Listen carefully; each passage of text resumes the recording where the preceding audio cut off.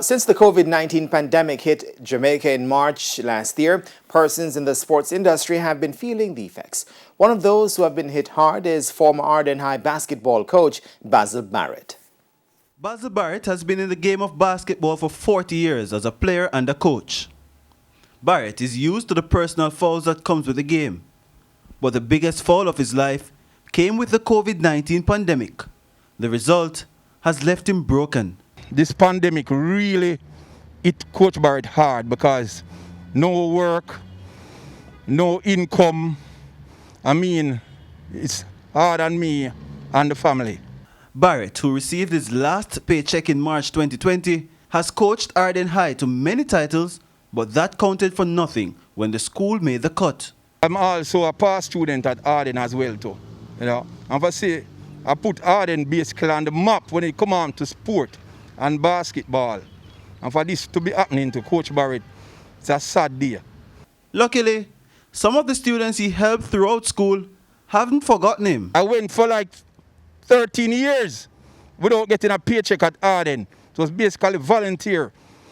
And to see at this time, a couple of those boys can really reach out to me and help me in this time, It's very grateful and pleasing.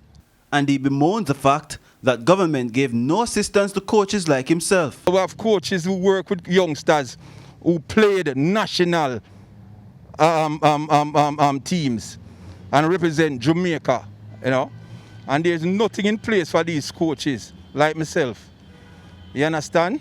Because I haven't received anything from the government from last year, March, when them closed down. Nothing at all. Barrett's two daughters attend Arden.